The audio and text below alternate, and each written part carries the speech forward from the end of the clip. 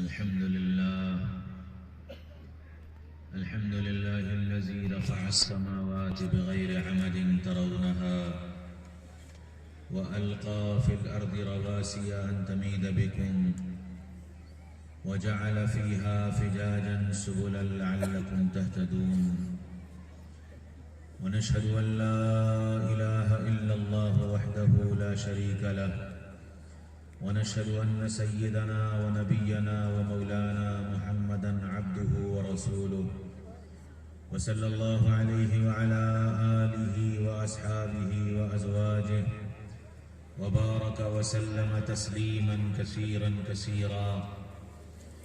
أما بعد فأعوذ بالله من الشيطان الرجيم بسم الله الرحمن الرحيم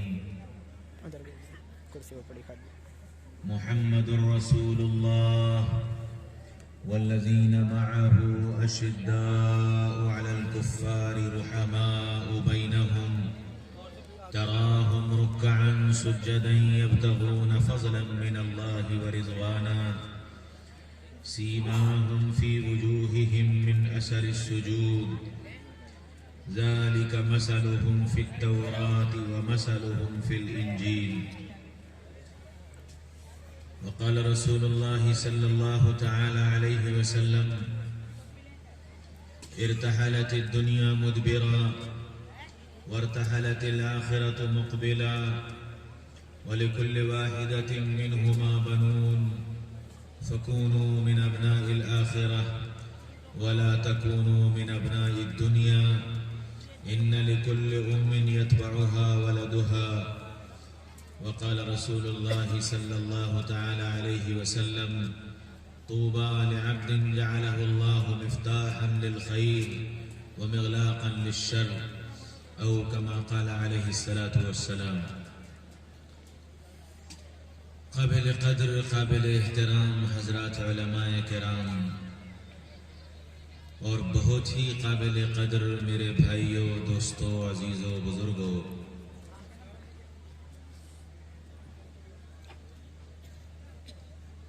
اللہ تعالیٰ نے سیدنا محمد رسول اللہ صلی اللہ علیہ وسلم کو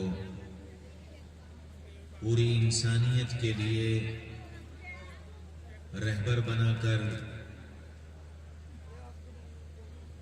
گائیڈ بنا کر، آئیڈیل بنا کر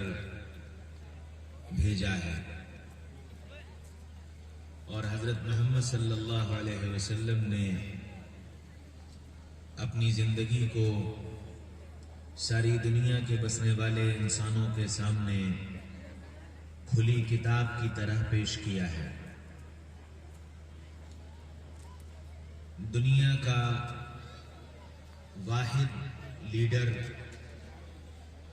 واحد بادشاہ، واحد امام، جس نے اپنے ساتھ والوں سے یوں کہا کہ میری بند کمرے کی زندگی بھی دنیا کے بسنے والے انسانوں کو بتا دو۔ آج تک دنیا کے اندر کوئی ایسا لیڈر اور ایسا بادشاہ اور ایسا حاکم نہیں پیدا ہوا جس نے یہ کہا ہو کہ میرے بند کمرے کی زندگی دنیا کے بسنے والے انسانوں کو بتاؤ۔ ایک اکیلی ذات ہے سیدنا محمد رسول اللہ صلی اللہ علیہ وسلم کی، جس نے اعلان کر کے کہا، اور کسی اور سے نہیں، اپنی بیویوں سے کہا کہ میرے بند کمرے کی زندگی دنیا کے بسنے والے انسانوں کو بتاؤ۔ اور اس کا یہ اعلان ہی بتاتا ہے کہ اس ذات کی زندگی کتنی صاف ستھری، کتنی پاکیزہ، کتنی خوبصورت، اور اسی وجہ سے اللہ تعالیٰ نے قیامت تک کے آنے والے انسانوں کے لیے سیدنا محمد رسول اللہ صلی اللہ علیہ وسلم کو ایک آئیڈیل بنا دیا ہے۔ اور اس ذات کا کمال یہ ہے کہ اس نے اپنی زندگی کے 63 سال اور نبوت کے 23 سال، ان دو حصوں میں انسانیت کے 23 لاکھ سالوں میں انسانوں میں جو مسائل پیدا ہو سکتے ہیں، جو شکلیں وجود میں آ سکتی ہیں، اس ذات نے اپنی 23 سالہ زندگی میں ان تمام مسائل کا حل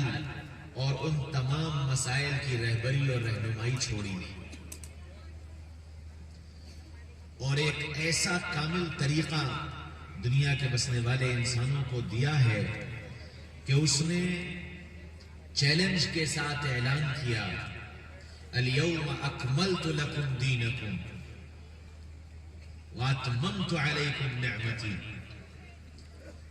کہ لوگوں کو میں یہ اعلان کر دو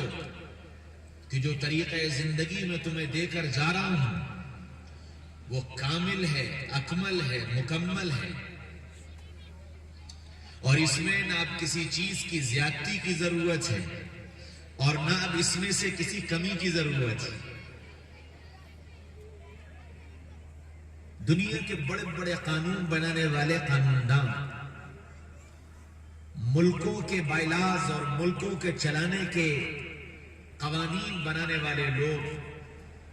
کوئی یہ چیلنج نہیں کر سکتا کہ میں نے جو قانون بنا دیا اور میں نے جو بائیلاز بنا دیا، اب رہتی دنیا تک اس میں کسی چینجنگ کی ضرورت نہیں پڑے گی، کسی تبدیلی کی ضرورت نہیں پڑے گی۔ آپ میں سے بہتوں کا تعلق وکالت کے شعبے سے ہوگا، آپ عدالتوں میں چلے جائیں اور وکیلوں کے چیمبرز میں چلے جائیں،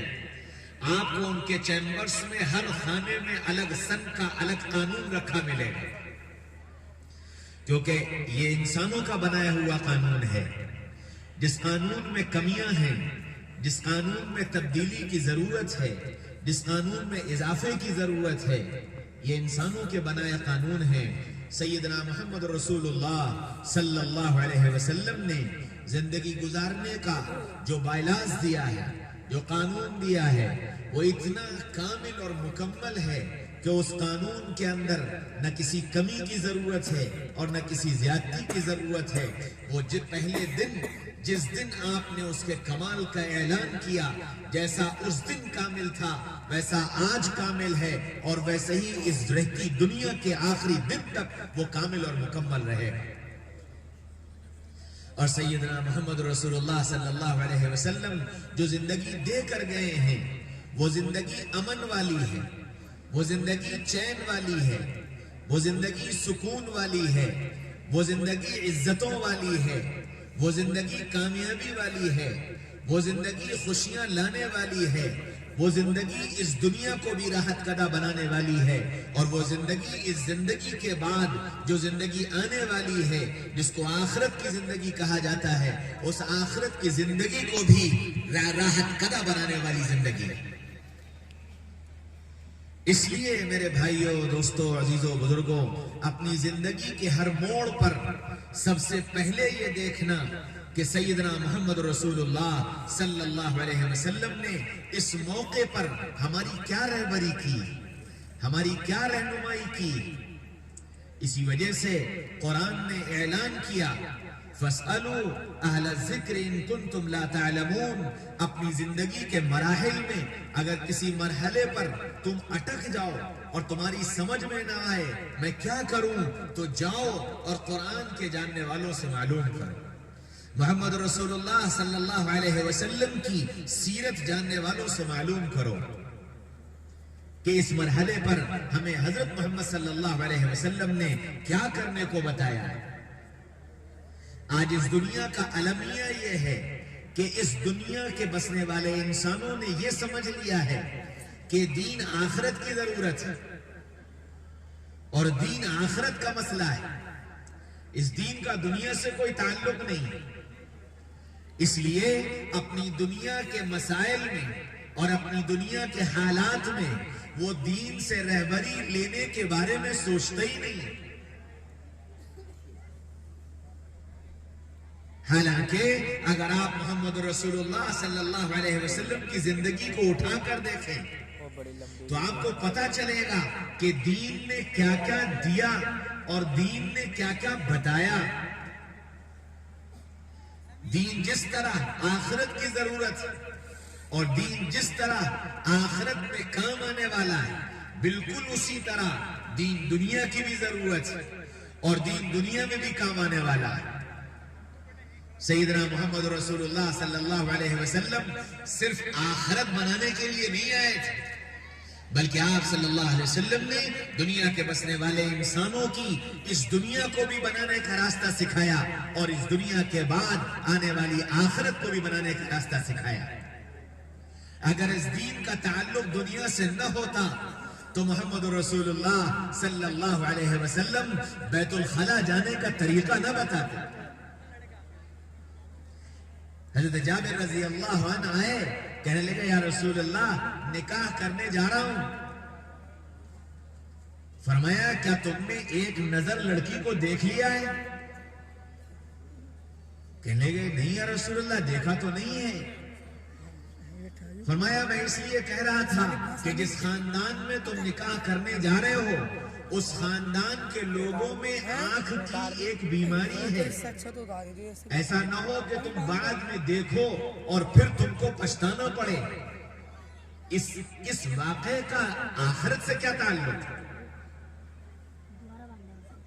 اس واقعے سے کون سی جنت بنائی جا رہی ہے؟ آپ صلی اللہ علیہ وسلم نے صحابہ سے ایک ایک مرحلے پر ایک ایک چیز پر ان کو سکھایا، ان کو بتایا، گھر کیسے چلاؤ، بیوی کے ساتھ کیسے رہو، بچوں کے ساتھ کیسے رہو، اور یہ ساری چیزیں بتانے سے مقصد کیا تھا؟ آپ صلی اللہ علیہ وسلم اگر صرف آخرت کے لیے نبی بن کر آئے تھے اور اگر صرف آخرت بنانے کے لیے آئے تھے تو آپ قرآن سناتے، آپ جنت بتاتے، آپ دوزخ بتاتے، آپ حرام کاموں سے روکتے، آپ گناہوں کو بیان کرتے اور ان سے منع کرتے اور اس کے بعد کہتے کہ میری ذمہ داری ختم ہو گئی۔ لیکن آپ صلی اللہ علیہ وسلم نے قدم قدم پر صحابہ کو ایک ایک چیز سکھائی، اب یہ کرو، اب یہ کرو، اب یہ کرو، اب ایسے کرو، سونے کا طریقہ بتایا۔ اس سے آخرت کون سی بن رہی تھی؟ تیر اندازی سکھائی، آخرت اس سے کون سی بن رہی تھی؟ سیرت کے اگر پہلو کو آپ اٹھا کر دیکھیں تو سیدنا محمد رسول اللہ صلی اللہ علیہ وسلم کی رہبری اور رہنمائی انسانی زندگی میں جتنے مرحلے آتے ہیں ہر مرحلے پر آپ صلی اللہ علیہ وسلم کی رہبری موجود ہے، اور یہ رہبری یہ بتاتی ہے کہ آپ جیسے آخرت کے اور کل قیامت کے بعد آنے والی زندگی کے قائد اور رہبر اور رہنما اور ہادی تھے، آپ اسی طرح اس دنیا کے بسنے والی انسانیت کے لیے بھی اور اس دنیا میں زندگی گزارنے والے انسانوں کے لیے بھی آپ قائد تھے، آپ رہبر تھے، آپ رہنما تھے اور آپ ہادی تھے۔ ایک مکمل زندگی دے کر گئے۔ میرے بھائیوں، دوستوں، عزیزوں، بزرگوں، اس مکمل زندگی کو جاننے، پہچاننے اور سمجھنے کے لیے پہلے سیدنا محمد رسول اللہ صلی اللہ علیہ وسلم کو جاننا، سمجھنا اور پہچاننا پڑے کہ حضرت محمد صلی اللہ علیہ وسلم کی شان اور آپ کا مقام اور آپ کا علم اور آپ کی فراست اور آپ کی نگاہ کتنی عمیق اور کتنی بڑی اور کتنی دور رس تھی۔ یہ ساری چیزیں سمجھنی پڑیں گی، اس کو پڑھنا پڑے گا، سننا پڑے گا، دیکھنا پڑے گا، اپنی زندگی میں عملی طور سے داخل کرنا پڑے گا۔ مدینہ منورہ میں مسجد نبوی میں ایک بزرگ سے ملاقات ہوئی تو وہ بزرگ کہنے لگے کہ بیٹا سنت کا نور جانتے ہو؟ سنت کا نور جانتے ہو؟ میں نے کہا حضرت بتلا دیجئے۔ فرمانے لگے اللہ تعالیٰ نے نبی کی ایک سنت میں اتنا نور رکھا ہے کہ اگر اللہ اس نور کو دنیا میں ظاہر کر دے تو سورج کی روشنی مان پڑ جائے، سورج کی روشنی مان پڑ جائے۔ اللہ نے نبی کے ایک طریقے میں اتنا نور رکھا ہے۔ اور صحابہ نے جب سیدنا محمد رسول اللہ صلی اللہ علیہ وسلم کے طریقوں کو اپنی کامیابی کا اور اپنے منزل کے پانے کا سبب سمجھ لیا تھا تو پھر دنیا کے کسی کونے میں ہو، کسی دربار میں ہو، کسی محفل میں ہو، ان کی نگاہ میں سب سے اعلیٰ اور سب سے افضل اور سب سے بہتر طریقہ اگر کوئی تھا تو وہ محمد رسول اللہ صلی اللہ علیہ وسلم کا تھا۔